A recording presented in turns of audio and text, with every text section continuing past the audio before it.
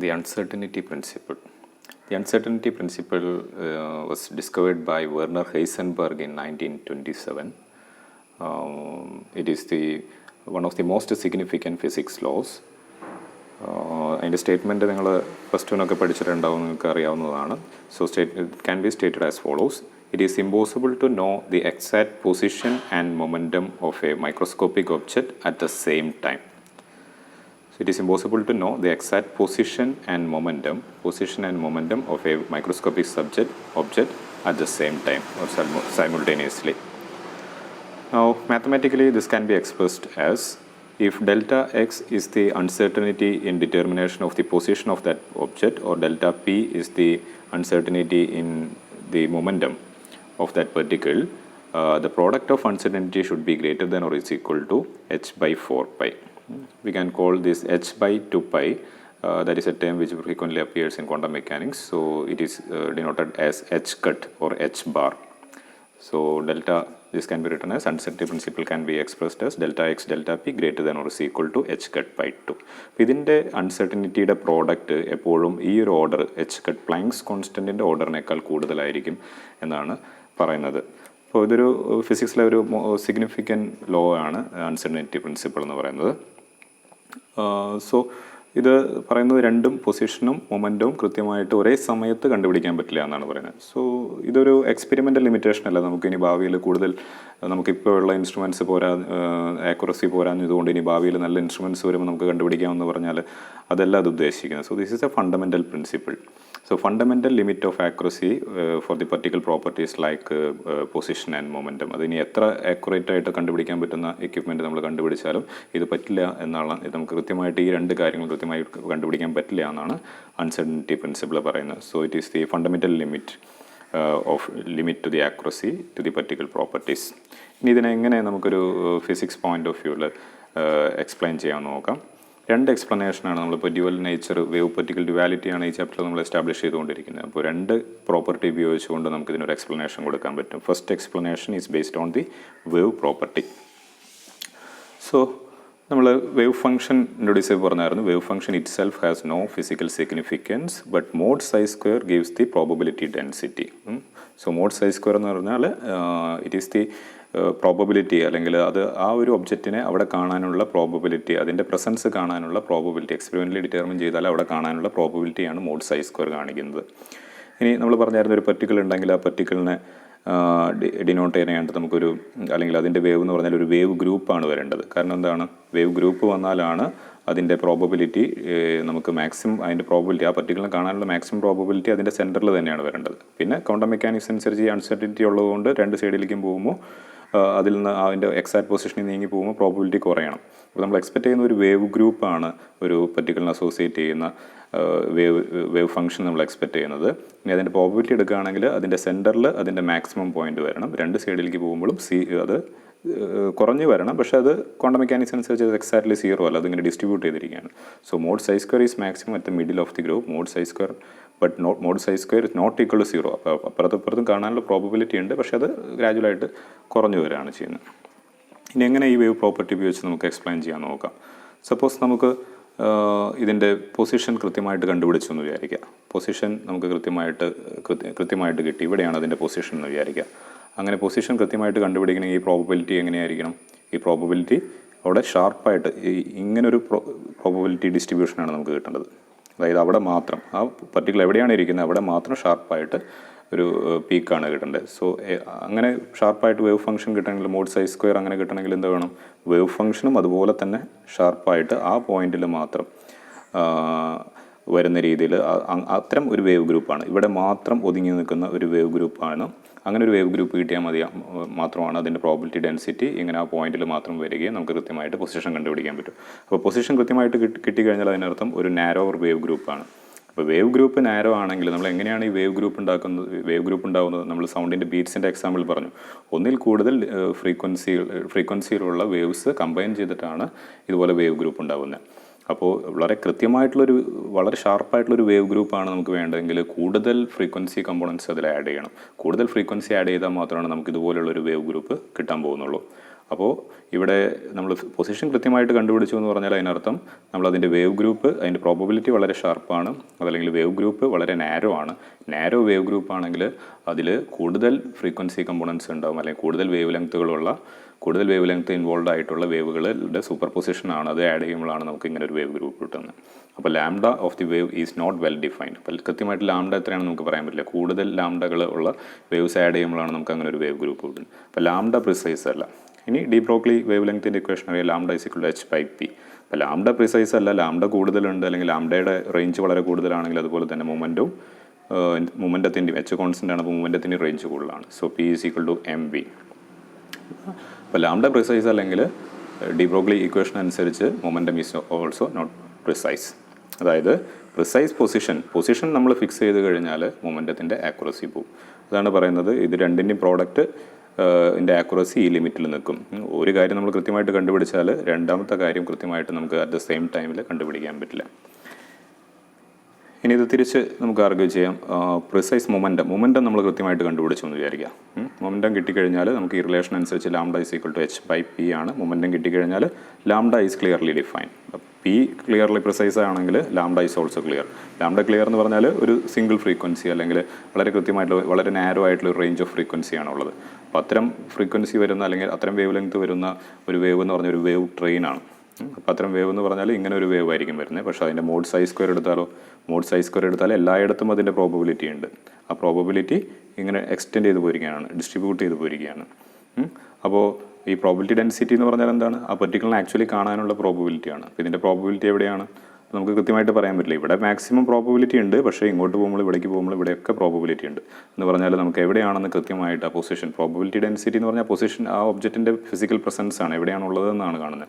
അപ്പോൾ പ്രോബബിലിറ്റി തന്നെ ഡിസ്ട്രിബ്യൂട്ട് ചെയ്തിരിക്കുകയാണെങ്കിൽ ഇത് ഇവിടെ ഈ റേഞ്ചിൽ എവിടെയോ ആണെന്ന് നമുക്ക് പറയാൻ പറ്റുള്ളൂ, കൃത്യമായിട്ട് അതിൻ്റെ പൊസിഷൻ പറയാൻ പറ്റില്ല. അപ്പോൾ മൊമെൻറ്റം കൃത്യമാണെങ്കിൽ ലാംഡ കൃത്യമാണ്, ലാംഡ പ്രിസൈസ് ആണെങ്കിൽ അതിൻ്റെ പൊസിഷൻ, അതിൻ്റെ വേവ് ഗ്രൂപ്പ് സ്പ്രെഡായിട്ടാണ് ഇരിക്കുന്നത്. വേവ് ഗ്രൂപ്പ് സ്പ്രെഡ് ആണെങ്കിൽ മോഡ് സൈ സ്ക്വയർ സ്പ്രെഡാണ്. മോഡ് സൈ സ്ക്വയർ സ്പ്രെഡ് ആണെങ്കിൽ പ്രോബബിലിറ്റി സ്പ്രെഡ്, അതല്ലെങ്കിൽ നമുക്ക് കൃത്യമായിട്ട് അതിൻ്റെ പൊസിഷൻ പറയാൻ പറ്റില്ല.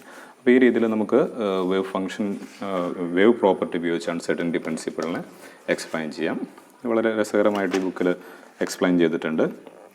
നമ്മൾ പറഞ്ഞായിരുന്നു, ഒരു വേവ് ഗ്രൂപ്പ് ഫോം ചെയ്യുന്നത് ഡിഫറെൻറ്റ് ഫ്രീക്വൻസി കമ്പോണൻസ് ആഡ് ചെയ്തിട്ടാണ്. അങ്ങനെ ഒരുപാട് ഫ്രീക്വൻസി കമ്പോണൻസ് ആഡ് ചെയ്താലും നമുക്ക് ഇതുപോലൊരു വേവ് ഗ്രൂപ്പ് കിട്ടുള്ളൂ.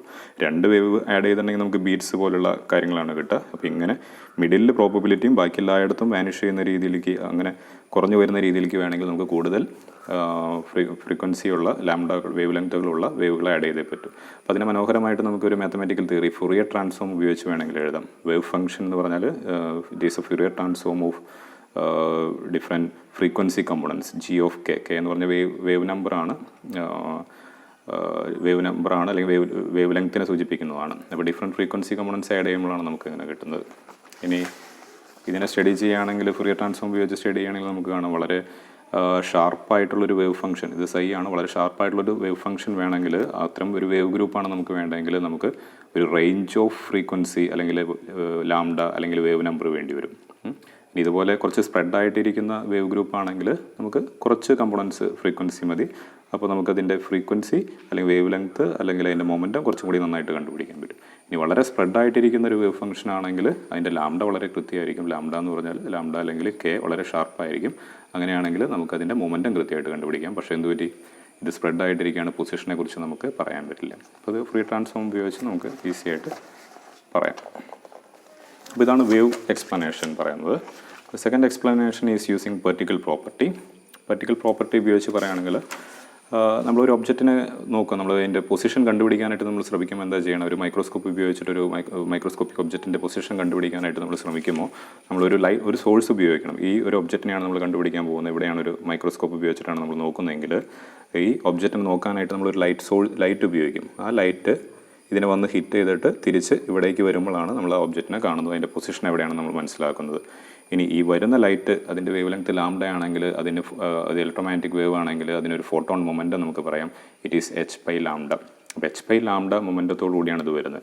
ഇനി ഇത് ഈ ഫോട്ടോൺ ഇതിനെ ഹിറ്റ് ചെയ്ത് കഴിയുമ്പോൾ എന്ത് പറ്റും, ഈ ഫോട്ടോണിൻ്റെ മൊമെൻറ്റം ഒരു പോർഷൻ ഇതിന് കൊടുക്കുകയാണ്, ഇതിൻ്റെ മൊമെൻറ്റം ചേഞ്ച് ചെയ്യാണ്.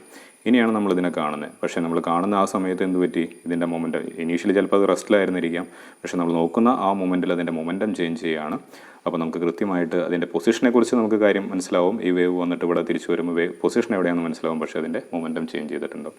ഈ രണ്ട് കാര്യങ്ങൾ നമുക്ക് ഒരുമിച്ച് കണ്ടുപിടിക്കാനായിട്ട് ബുദ്ധിമുട്ടാണ്.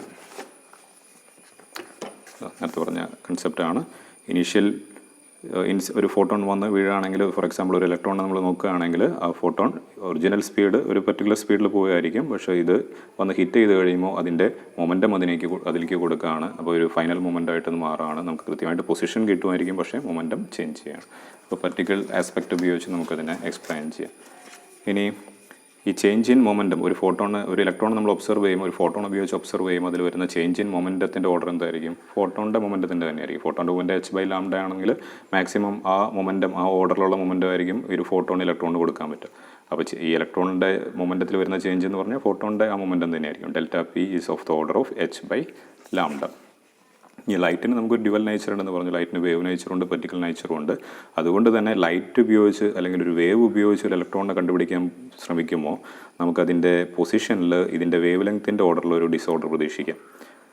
അത്ര ആക്യുറേറ്റ് ആയിട്ട് നമുക്ക് കണ്ടുപിടിക്കാൻ പറ്റുള്ളൂ. നമ്മളൊരു ഇലക്ട്രോമാഗ്നറ്റിക് വേവിന് വേവായിട്ട് കൺസിഡർ ചെയ്യുകയാണെങ്കിൽ ഇതൊരു വേവാണ്. അപ്പോൾ ഇതിൻ്റെ വേവ് ലെങ്ത്തിൽ വരുന്ന അത്രയും ഒരു പ്രിസൈസ് ആയിട്ട് നമുക്ക് ഇതിൻ്റെ പൊസിഷൻ കണ്ടുപിടിക്കാൻ പറ്റുള്ളൂ. അപ്പോൾ Δx uncertainty in position is of the order of wavelength of the electromagnetic wave used. ഇനി അതിൻ്റെ പ്രോഡക്റ്റ് എടുക്കുകയാണെങ്കിൽ Δx Δp is equal to Δx is of the order of lambda, Δp is of the order of photon momentum h/λ, so that is of the order of h. കൃത്യമായിട്ട് നമ്മൾ പറഞ്ഞായിരുന്നു h/2 ആണ് അതിൻ്റെ order. പക്ഷേ എന്നാലും നമ്മളിപ്പോൾ planks constant ഓർഡറാണ് നമ്മൾ നോക്കുന്നത് ഈ അൺസർട്ടനിറ്റിയിൽ വരുന്നത്. സോ അൺസർട്ടനിറ്റി പ്രിൻസിപ്പിൾ നമുക്ക് രണ്ട് ആസ്പെക്റ്റും വെച്ചിട്ട് ഇതിനെ എക്സ്പ്ലെയിൻ ചെയ്യാം. Uncertainty principle is a fundamental limit to the accuracy of this particle. ഇനി അൺസർട്ടനിറ്റി നമുക്ക് ഇവിടെ പറഞ്ഞത് പൊസിഷൻ മൊമെൻറ്റത്തിൻ്റെ കാര്യത്തിലാണ് അൺസർട്ടനിറ്റി പറഞ്ഞത്. അതുപോലെ തന്നെ ഈ വേരിയബിൾ പൊസിഷൻ മൊമെൻറ്റത്തിനെ നമ്മൾ പറയുക കാനോനിക്കലി കോൺജുഗേറ്റ് പെയേഴ്സ് ഓഫ് വേരിയബിൾസ് എന്നാണ്. കാനോനിക്കലി കോൺജുഗേറ്റ് പെയേഴ്സ്. അപ്പോൾ ഈ കാനോനിക്കലി കോൺജുഗേറ്റ് പെയേഴ്സിനെല്ലാം ഈ അൺസർട്ടനിറ്റി പ്രിൻസിപ്പിൾ ബാധകമാണ്. അപ്പോൾ ഇവിടെ Δx Δp എന്ന് പറഞ്ഞ പോലെ വേറൊരു കാനോനിക്കലി കോൺജുഗേറ്റ് ആയിട്ടുള്ള പെയറാണ് എനർജിയും ടൈമും, ΔE Δt. എനർജി ടൈം, അപ്പോൾ ഈ എനർജിക്കും ടൈമിനും കൂടി ഒരു അൺസർട്ടനിറ്റി ഉണ്ട്. Energy time uncertainty principle ΔE Δt. അതായത് എനർജി കൃത്യമായിട്ട് മെഷർ ചെയ്യാമെങ്കിൽ നമുക്കതിൻ്റെ സമയത്ത് കൃത്യമായിട്ട് ഈ രണ്ട് കാര്യങ്ങളും നമുക്ക് കൃത്യമായിട്ട് മെഷർ ചെയ്യാൻ പറ്റില്ല. അതിൻ്റെ ഓർഡറും h/2 ആണെന്നാണ് പറയുന്നത്. So this is energy time uncertainty relation. ഇതുപോലെ തന്നെ മറ്റൊരു കാനോനിക്കലി കോൺജുഗേറ്റ് പെയറാണ് ആംഗുലാർ പൊസിഷനും ആംഗുലാർ മൊമെൻറ്റും. അതിനും ഇതുപോലെ അൺസർട്ടനിറ്റി പ്രിൻസിപ്പിൾ പറയുന്നുണ്ട്. അപ്പോൾ ഇത് എനർജി ടൈം അൺസർട്ടനിറ്റി പ്രിൻസിപ്പിൾ ഉപയോഗിച്ചിട്ട് ആണ് നമ്മൾ മുമ്പ് പറഞ്ഞ ഹോക്കിംഗ് റേഡിയേഷൻ, അതല്ലെങ്കിൽ ഹോക്കിംഗ് റേഡിയേഷൻ അല്ല വാക്വം ഫ്ലക്ച്വേഷൻ എന്നുള്ള പറഞ്ഞ യൂണിവേഴ്സ് എക്സ്പാൻഡ് ചെയ്തുകൊണ്ടിരിക്കുകയാണ്. അതിനുള്ളൊരു തിയറി നമുക്ക് കൃത്യമായിട്ടുള്ള ഡാർക്ക് എനർജി എന്ന് പറയുന്നൊരു കാര്യമാണ് നമ്മളവിടെ പറയുന്നത്. യൂണിവേഴ്സിറ്റി എക്സ്പാൻഡ് ചെയ്യാനുള്ള കാര്യം ഇതുവരെ കണ്ടുപിടിച്ചിട്ടില്ല. അപ്പോൾ അതിന് ഡാർക്ക് എനർജി എന്നാണ് വിളിക്കുന്നത്. ഈ ഡാർക്ക് എനർജിക്ക് പല മോഡൽസ് ഉണ്ട്. അതിൻ്റെ ഒരു മോഡലാണ് ഐൻസ്റ്റീൻ തന്നെ മുമ്പ് ഇൻട്രൊഡ്യൂസ് ചെയ്തായിരുന്ന ഒരു കൺസെപ്റ്റാണ് കോസ്മോളജിക്കൽ കോൺസ്റ്റൻ്റ് എന്ന് പറയുന്നത്. Cosmological constant. അപ്പോൾ ഈ കോസ്മോളജിക്കൽ കോൺസ്റ്റൻറ്റിന് കൊടുക്കുന്ന ഒരു എക്സ്പ്ലനേഷൻ ഈ വാക്വം പോളറൈസേഷനാണ്, വാക്വം എനർജിയാണ്. എന്ന് പറഞ്ഞാൽ ഒരു പർട്ടിക്കുലർ ടൈമിൽ ഒരു എനർജി മാറ്ററും നമ്മൾ പെയർ പ്രൊഡക്ഷൻ പഠിച്ചായിരുന്നു. ഒരു വാക്വത്തിൽ നിന്ന് ഒരു ഇലക്ട്രോണും ഒരു പോസിട്രോണും ഒരു പർട്ടിക്കിളും ഒരു ആൻറ്റി പർട്ടിക്കിളും ഉണ്ടാവുകയാണ്. അപ്പോൾ ഇത് കൺസർവേഷൻ ഓഫ് എനർജിക്ക് അഗൈൻസ്റ്റ് ആണ് അല്ലേ, ഒരു വാക്വത്തിൽ നിന്നൊരു ഇലക്ട്രോണും പോസിട്രോണും ഉണ്ടാവുന്നത്. പക്ഷേ ഇത് പറയുന്നത് ഈ ഒരു അൺസർട്ടനിറ്റിയോട് കൂടിയാണ് നമുക്ക് ഈ എനർജി കണ്ടുപിടിക്കാൻ പറ്റുള്ളൂ എന്നാണ് പറയുന്നത്. അതായത് ഇപ്പോൾ ഈ ഇങ്ങനെ വേണമെങ്കിൽ നമുക്കിതിനെ മനസ്സിലാക്കാം. ഈ എനർജി കൺസർവേഷൻ ചെക്ക് ചെയ്യാനായിട്ട് ഗോഡ് അല്ലെങ്കിൽ ക്രിയേറ്റർ ഒരാളെ ഏൽപ്പിച്ചിട്ടുണ്ടെന്ന് വിചാരിക്കുക. ആ എനർജി കൺസർവേഷൻ ചെക്ക് ചെയ്യാനായിട്ട് അയാളെ ഏൽപ്പിക്കുകയാണ്. പക്ഷേ അയാൾക്ക് കണ്ടിന്യൂസ് ആയിട്ട് ഇത് മോണിറ്റർ ചെയ്യാനുള്ള കഴിവ് കൊടുത്തിട്ടില്ല. അതായത് ഫോർ എക്സാമ്പിൾ അദ്ദേഹം ഒരു 5 മിനിറ്റ് കൂടുമ്പോഴാണ് അത് മോണിറ്റർ ചെയ്യാൻ വരുന്നത്, എനർജി കൺസർവ്ഡ് ആണെന്ന് ചെക്ക് ചെയ്യാൻ വരുന്നത്. അപ്പോൾ അദ്ദേഹം വന്ന് പോയതിന് ശേഷം ഈ 5 മിനിറ്റിനുള്ളിൽ ഇവിടെ എന്തൊക്കെ നടന്നാലും അദ്ദേഹത്തിന് റെക്കോർഡ് ചെയ്യാൻ പറ്റില്ല. 5 മിനിറ്റ് കഴിഞ്ഞിട്ട് അദ്ദേഹം വരുമ്പോഴാണ് ഈ കാര്യങ്ങളൊക്കെ ഓർഡറിലാണോ എന്ന് നോക്കുന്നത്. അപ്പോൾ ഈ ഒരു സമയത്തിനുള്ളിൽ ഒരു ഇലക്ട്രോണും പോസിട്രോണും ഉണ്ടാവാം. ഇനി ഈ ക്രിയേറ്റർ അല്ലെങ്കിൽ ഈ ഒബ്സർവ് ചെയ്യുന്ന ആൾ വരുന്ന സമയത്ത് ഇവർ രണ്ടുപേരും കൂടെ അനിഹിലേറ്റ് ചെയ്തിട്ട് വീണ്ടും എനർജി ആയിട്ട് മാറാണ്. അപ്പോൾ അദ്ദേഹം നോക്കുമ്പോൾ ഇവിടെ ഒന്നും സംഭവിച്ചതായിട്ട് അറിയുന്നില്ല. ഇപ്പോൾ ഒരു ക്ലാസ്സിൽ ഡിസിപ്ലിൻ്റെ കേസ് എടുക്കുകയാണെങ്കിൽ ടീച്ചർ ഉണ്ടെങ്കിൽ നിങ്ങളൊക്കെ സൈലൻ്റ് ആയിട്ടിരിക്കും. ഇനി ടീച്ചർ പുറത്ത് പോയി കഴിയുമ്പോൾ നിങ്ങൾ ചിലപ്പോൾ ഒരു വർഷം ബഹളം ഉണ്ടാകും, തിരിച്ചു വരുമ്പോഴേക്കും നിങ്ങൾ വീണ്ടും സൈലൻ്റ് ആയിട്ട് ഇരുന്നിട്ടുണ്ടാവും. അതുപോലെ തന്നെ അപ്പോൾ ഈ എനർജിയിലെ അൺസർട്ടനിറ്റി, എനർജി നമുക്ക് ഇത്രയും ടൈമിനുള്ളിൽ നമുക്ക് കൃത്യമായിട്ട് കണ്ടുപിടിക്കാൻ പറ്റുള്ളൂ. അപ്പോൾ അതിനിടയിൽ ഇത്തരം കാര്യങ്ങൾ സംഭവിക്കാമെന്നും അതിനുള്ള തിയറികളും ഉണ്ട്. അപ്പോൾ ഈ ഒരു കാര്യമാണ് കോസ്മോളജിക്കൽ കോൺസ്റ്റൻറ്റിനുള്ള എക്സ്പ്ലനേഷനായിട്ട് വരുന്നത്, യൂണിവേഴ്സിൻ്റെ എക്സ്പാൻഷന് റീസണായിട്ട് വരുന്നതെന്നാണ് പറയുന്നത്. അപ്പോൾ ഈ അൺസർട്ടനിറ്റി പ്രിൻസിപ്പിൾ വളരെ സിമ്പിളായിട്ട് നമുക്ക് തോന്നുമെങ്കിലും അത് വളരെ ഫണ്ടമെൻ്റൽ ആയിട്ടുള്ളൊരു കൺസെപ്റ്റാണ്. ഈ പ്രിൻസിപ്പിളിൽ നിന്ന് തന്നെ നമുക്ക് പല കാര്യങ്ങളും ഡെഡ്യൂസ് ചെയ്തെടുക്കാൻ പറ്റും ഇതിൻ്റെ അപ്ലിക്കേഷനായിട്ട്. അല്ലെങ്കിൽ എന്തുകൊണ്ട് പല കാര്യങ്ങളും നമുക്ക് ഈ ഇക്വേഷനിൽ നിന്ന് തന്നെ ഡെഡ്യൂസ് ചെയ്തെടുക്കാൻ പറ്റുന്നതായിട്ട് നമുക്ക് കാണാം. അത് അടുത്ത സെഷനിൽ നമുക്ക് ഡിസ്കസ് ചെയ്യാം.